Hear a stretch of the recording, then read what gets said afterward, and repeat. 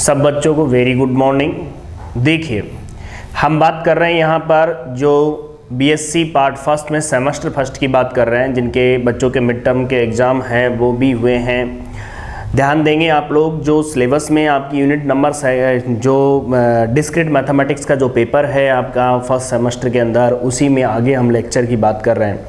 आपको कुछ थ्योरम पढ़ाई थी मैंने ऑयलर प्रमेय, फिर उसके बाद मैंने आपको बताया कि जो समतलीय की शर्त है, और उसके बाद हमने ये देखा कि किसी भी सरल समतलीय ग्राफ में एक प्रत्येक मतलब कम से कम एक शीर्ष तो अवश्य विद्यमान होगा, जिसकी क्या होगी, कोटि degree of V less than equal to 5। इन सब बातों को हम करने के बाद एक नया टॉपिक हमने लिया, बहुत ही अच्छा टॉपिक है, बहुत ही इंपॉर्टेंट टॉपिक है, ध्यान रखना इस बात को। ग्राफों में आव्यूह क्वेश्चन पूछा जाता है। आप पुराने यदि पेपर देखोगे तो आपको पता चल जाएगा कि क्वेश्चन पूछा जाता है कि नहीं जाता है इन टॉपिकों का, कि ग्राफों का जो आव्यूह है वो क्या होता है। ग्राफों में आव्यूह पढ़ने के लिए सबसे पहले देखो, दो प्रकार का ग्राफों में आव्यूह होता है। सबसे पहले तो हम बात करेंगे आसन्नता आव्यूह, और फिर होता है आपतन आव्यूह। आसन्नता आव्यूह बात करेंगे हम, पहली डेफिनेशन हम पढ़ेंगे आसन्नता आव्यूह की, और फिर इसका एक एग्जाम्पल करेंगे जिससे हमारा क्लियर होगा। सबसे पहले आप देखिए ग्राफों का आव्यूह निरूपण, matrix representation of a graph of graphs, मतलब मैट्रिक्स रिप्रेजेंटेशन ग्राफों का आव्यूह निरूपण। हम बात करेंगे सबसे पहले आसन्नता आव्यूह। आसन्नता आव्यूह क्या होता है इसके बारे में आप ध्यान दीजिए आप लोग। आसन्नता आव्यूह की बात करें हम तो देखिए, माना जी कोई क्या है, ग्राफ है, लेकिन ग्राफ क्या है, जिसमें कोई समांतर कोण नहीं है। ऐसा ग्राफ जिसमें क्या नहीं है, कोई भी समांतर कोण नहीं है, तब जी का आसन्नता आव्यूह, जिसमें स्मॉल एन तो शीर्ष है, तो आसन्नता आव्यूह को किससे दिखाएंगे, ए से दिखाएंगे, ए ऑफ जी। वो क्या होगा, ए आई जे एन क्रॉस एन। इसका मतलब स्तंभ और पंक्ति दोनों में क्या आएंगे, शीर्ष आएंगे। आपको पता होना चाहिए अच्छे से कि N cross N, M cross N होता है, आपको पता है पंक्तियां और स्तंभों की संख्या को बताता है मैट्रिक्स में। तो बताइए एन क्रॉस एन का आव्यूह बनेगा। अब ए आई जी का मान क्या होगा, ये डिपेंड करता है ये डेफिनेशन। सुनिए, यदि ए आई जी की वैल्यू 1 होगी, कब होगी, यदि वी आई और वी जे के मध्य कोर हो। जैसे V1 से V2 पर अपन जा रहे हैं, यदि V1 से V2 पर जाने के लिए यदि कोर विद्यमान है तो 1 होगा, यदि कोर विद्यमान नहीं है तो 0 होगा। सिंपल सा प्रोसेस है आपका। क्या बोला गया, यदि कोर है तो 1, यदि कोर नहीं है तो क्या होगा, 0 होगा। बिल्कुल इजी टॉपिक है, इंपॉर्टेंट टॉपिक है, काफी इंपॉर्टेंट टॉपिक है, ध्यान रखना इस बात को। तो देखिए, इसके कुछ निष्कर्ष क्या निकलते हैं कि अदिष्ट ग्राफ का आसन्नता आव्यूह हमेशा सममित आव्यूह होता है। जो अदिष्ट ग्राफ होता है उसका जो आसन्नता आव्यूह होता है वो हमेशा क्या होता है, सममित आव्यूह होता है। फिर मैं बात करूं यहाँ पर सरल ग्राफ के आसन्नता आव्यूह में मुख्य विकर्ण की प्रत्येक प्रविष्टि शून्य होती है। तो डेफिनेशन तो आपको लिखनी ही लिखनी है, तो आप बाद में भी जैसे क्लास खत्म हो जाती है उसके बाद भी आप लिख सकते हो। अब मैं एक एग्जाम्पल लेता हूँ और आपको समझाता हूँ। देखिए भाई,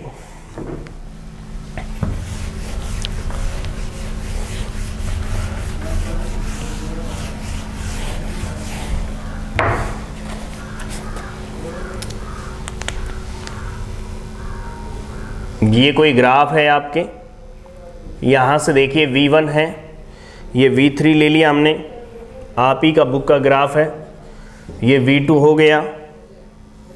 एग्ज़ाम में आते हैं क्वेश्चन, यहाँ पर हम ध्यान देंगे ये वालों, और ये वाला पॉइंट भी है इसमें, जिसे हम V5 बोल सकते हैं, ये इससे मिल रहा है, और ये वाला पॉइंट है V6 से, जो इससे भी मिल रहा है। जैसा ग्राफ दे रखा वैसा मैं बना रहा हूँ। ये इससे मिल रहा है, ये इससे देख सकते हो आप, V1, V2, V3, V4, V5, V6। Clear है। अब आपके सामने एक ही चीज़ होनी चाहिए, वो क्या होनी चाहिए, इसका हम क्या बना रहे हैं, इसका हम बना रहे हैं आसन्नता आव्यूह। तो देखिए, मैंने अभी अभी बोला आपको, जब आसन्नता आव्यूह लिखते हैं तो ए ऑफ जी से लिखते हैं। मैंने क्या बोला, मैट्रिक्स में स्तंभ और पंक्ति दोनों में क्या होंगे, शीर्ष। V1, V2, V3, V4, V5 and V6 देख सकते हो आप लोग। क्लियर है। यहाँ पर हम बात करते हैं, सुनिए ध्यान से, ये V1 होगा, V2 होगा, V3 होगा, V4 होगा, V5 हो गया और V6 हो गया, देख सकते हो आप। क्लियर है? जितनी पंक्ति, जितने शीर्ष पंक्ति में हैं उतने ही स्तंभ में आएंगे। आसनता अवयव में आपको अच्छे से एक्सप्लेन कर रखा है कि आपको किस तरह से aij का मान जो होगा उसमें n क्रॉस n है। n किसको बताता है? शीर्षों की संख्या को। एक बात बताइए, सबसे पहले हम V1 पर हैं। एक बात बताइए, V1 पर V1 एक शीर्ष कभी कोर नहीं बना सकता। कोर है क्या? नहीं है ना। ये लेकिन V1 से V2 पर कोर है क्या? V1 से V2 पर कोर है तो 1। बिल्कुल सिंपल है। मतलब देखा जाए तो डिस्क्रीट में सबसे सिंपल टॉपिक ही यही होता है। बताइए आप लोग, यदि V1 से V2 पर कोर है तो 1, यदि कोर नहीं है तो 0। बस, और कुछ नई बात नहीं है इसके अंदर। जैसे V1 से V3 पर चलें अपन, V1 से V3 पर कितना है? 1। V1 से V4 पर है क्या? नहीं है, कोर ही नहीं है। V1 से V6 5 पर है क्या? नहीं है। V6 पर है क्या? नहीं है। कहने का मतलब V5 पर है। देखो V1 से V5 पर है, 1 है। क्लियर है? ये सारी चीजें आपके दिमाग में क्लियर होनी चाहिए। एक बार चेक कर लो, कोई भी गलती हो तो। V1 से V1 नहीं है, V1 से V2 है, V1 से V3 है, V1 से V4 नहीं है, V1 से V5 है, V1 से V6 नहीं है। क्लियर है? बिल्कुल। अब एक और बना के दिखा देता हूं मैं आपको, V2। देखिए V2 पर खड़े हो, बताओ V2 से V1 कोर है क्या? है। V2 से V2 कभी कोर नहीं होगी, एक शीर्ष थोड़ी कोर बनाएगा। V2 से V3 क्या होगा? V2 से V3 कोर है क्या? है। V2 से V4 कोर है, V2 से V5 कोर है, लेकिन V2 से V6 कोर नहीं है। बताइए, बिल्कुल इजी टॉपिक है। इससे इजी मैथमेटिक्स में कुछ नहीं है, ध्यान रखना। और एग्जाम में भी आता है। आप पेपर उठाइए, जो पुराने पेपर है आपके, क्योंकि ये नई स्कीम तो इसी साल लगी है। प्रॉब्लम ये है कि जो पीछे अपन बात करेंगे, जो पेपर सोल्ड पेपर होगा वो पुराने पैटर्न के अकॉर्डिंग है। और पुराने पैटर्न के अकॉर्डिंग इंपॉर्टेंट क्वेश्चन तो रहेगा ही रहेगा ना। इंपॉर्टेंट क्वेश्चन थोड़ी बदल जाएगा कि पहले के पैटर्न में अलग था, अब अलग है। इंपॉर्टेंट क्वेश्चन तो आपको नजर आ जाएगा किस टाइप के क्वेश्चन पहले आ रहे थे। तो हम बात कर रहे थे यहाँ पर कि ये क्वेश्चंस पूछे जाते थे आपसे, तो अब भी आपको इंपॉर्टेंसी देनी है, इनको ध्यान रखना। आसनता अवयव आपके बात समझ में आई? ये कौन सा आसनता अवयव है? ग्राफों का, ना कि दिष्ट ग्राफों का। ये बात विशेष रूप से ध्यान रखना, क्योंकि दिष्ट ग्राफ में क्या देगा? वो डायरेक्शन देगा। क्या देगा? दिशा देगा। क्लियर सी बात है? बोलो भाई, इसको कंप्लीट कर लो 1 मिनट।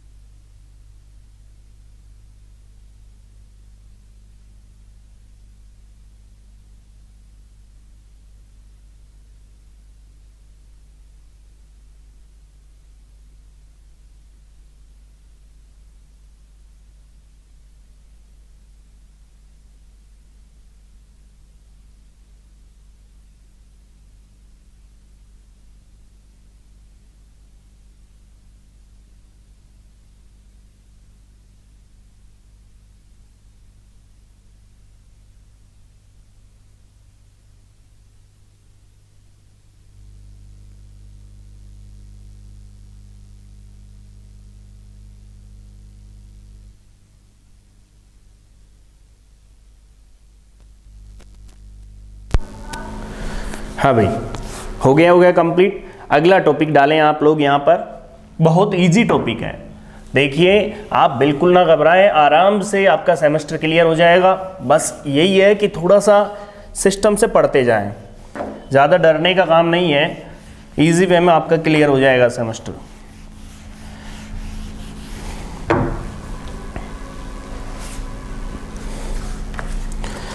अब हेडिंग डालिए अगला, आपतन अवयव। सेकंड पॉइंट इसका आपतन अवयव।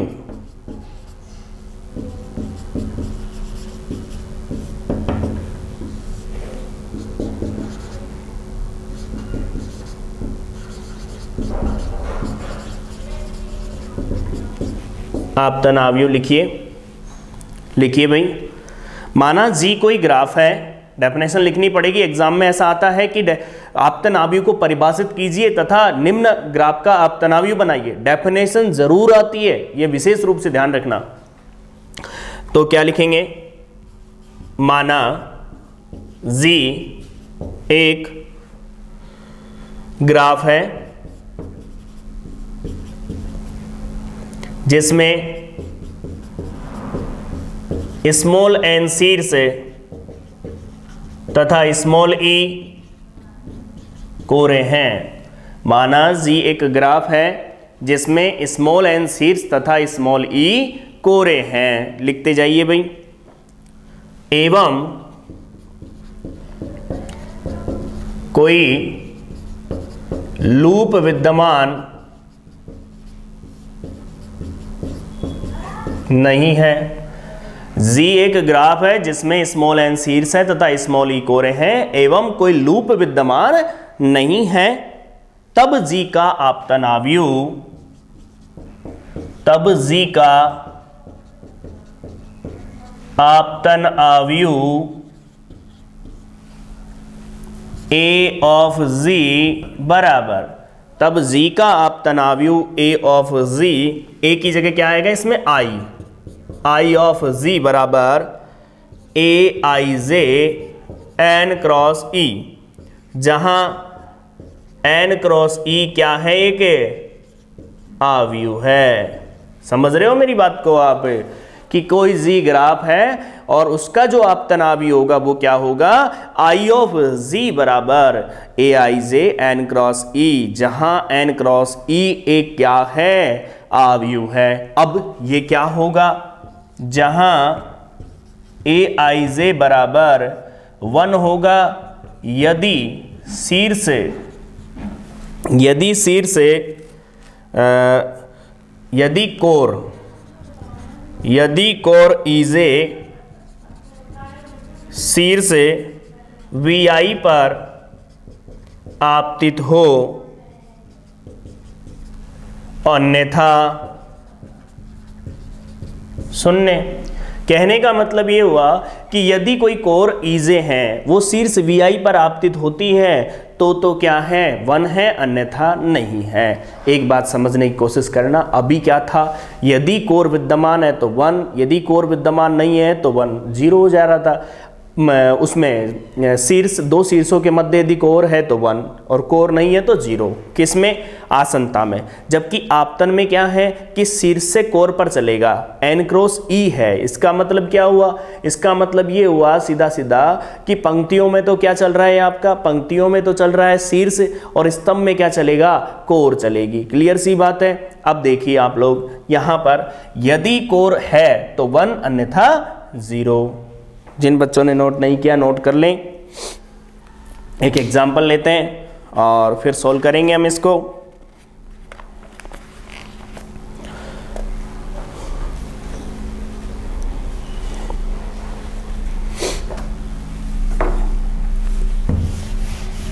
एक डायग्राम लेते हैं और समझते हैं।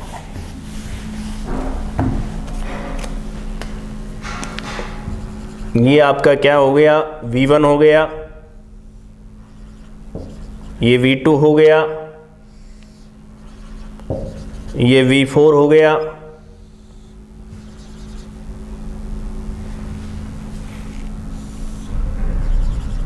ये V3 हो गया, ये V5 हो गया,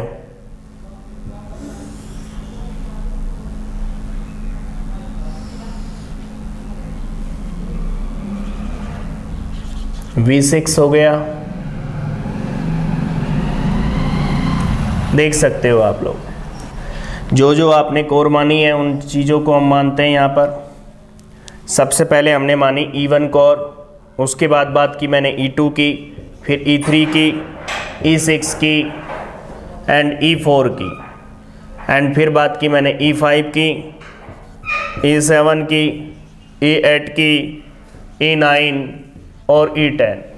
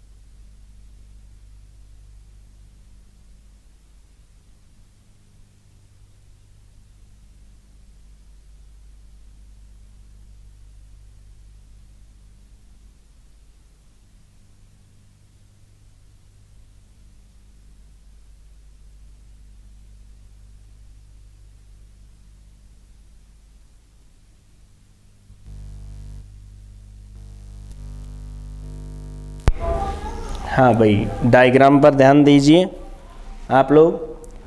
थोड़ा सा बीच में कोई काम था। E6, E10, E9, E5 पूरी चीज़ें देख लीजिए एक बार। अब हम एक बार ग्राफ बना लेते हैं और समझते हैं। देखिए, सबसे पहले ग्राफ में क्या करोगे आप लोग, शीर्ष लिखोगे और आप तनावियों की बात करोगे तो I ऑफ G से इंडिकेट करोगे। शीर्ष लिखते हैं तो देखिए V1, V2, V3, V4, V5, V6, 6 शीर्ष है, 6 शीर्ष लिख लिया हमने। ये तो पंक्तियां बन गई। अब कोरे देखो E1, E2, E3, E4, E5, E6, E7, E8, E9 और E10 देख सकते हो। इस V4 को थोड़ा इधर ले लो, देख सकते हो। अब बोर्ड पर ध्यान दे लीजिए सभी। E1, E2, E3, E4, E5, E6, E7, E8, E9 और E10 10 कोरे हैं, लिख ली। अब एक लाइन बनाते हैं, बिल्कुल सिंपल। एक बात याद रखना, मैं आपसे ये बात क्लियर कह रहा हूं कि ये ऐसा टॉपिक है जिसमें आपको कोई कंफ्यूजन नहीं होगा। सिंपल सी बात यह है, क्योंकि कंफ्यूजन वाला टॉपिक ही नहीं है। लेकिन एक बार क्या हुआ था, एक बार एक कंफ्यूजन पैदा कर दिया था, वो मैं आपको अभी नहीं कह रहा। अभी मैं इसमें दिष्ट ग्राफों का व्यू भी पढ़ाऊंगा, उसके बाद मैं आपसे कुछ कहूंगा। क्योंकि इसमें कंफ्यूजन क्या किया था पहले कि अभी मैंने बोला कि नहीं कहूंगा मैं अभी, तो इसलिए अगली क्लास में कहूंगा, ठीक है ना। तो देखिए भाई, V1 देखिए, V1 से E1 कोर है क्या? है। V1 से E2 कोर है क्या? है। लेकिन कोई सी और कोर है क्या? नहीं है। ये लो 0 0 0 0, बिल्कुल सिंपल है। बताइए V2, बताओ V2 से E1 कोर है क्या? है। V2 से E2 कोर है क्या? V2 से E2 कोर नहीं है। V2 से E3 कोर है क्या? है। V2 से E4 कोर है क्या? नहीं है। V2 से E5 कोर है क्या? नहीं है। E6 कोर है क्या? है। V2 से E7 कोर है क्या? नहीं है। E8 कोर है क्या? नहीं है। E9 कोर है क्या? नहीं है। ये लो, खत्म। कुछ भी तो नहीं है, टॉपिक में है ही नहीं कुछ। हमने देखा कि जो ग्राफ है, उस ग्राफ का आसनता और आपतन आव्यूह जो बनाते हैं हम, तो बिल्कुल सिंपल प्रोसेस है, कोई डाउट वाली बात नहीं है। आपकी बुक में और एग्जाम्पल भी दे रखे हैं, उन एग्जाम्पलों को आप सोल्व करोगे तो आपको बिल्कुल क्लियर हो जाएगा टॉपिक। फर्स्ट ईयर वाले बच्चों से मैं कहता हूं, मैंने अलग अलग प्लेलिस्ट बना रखी है। जैसे पहली यूनिट की अलग प्लेलिस्ट है आपकी, ये सेकंड यूनिट चल रही है आपकी, ध्यान रखना। सेकंड और थर्ड मिक्स में ही चलती है, सेकंड और थर्ड पूरी होगी आपकी, तो सेकंड और थर्ड आपके साथ साथ चल रही है।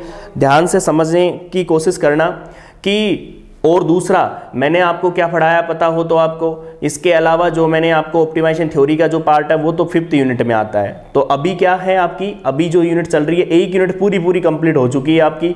एक जो आपकी ऑप्टिमाइजेशन थ्योरी वाली बुक है उसमें से आप क्वेश्चन कवर कर सकते हो, मैंने प्लेलिस्ट आपको बना रखी है।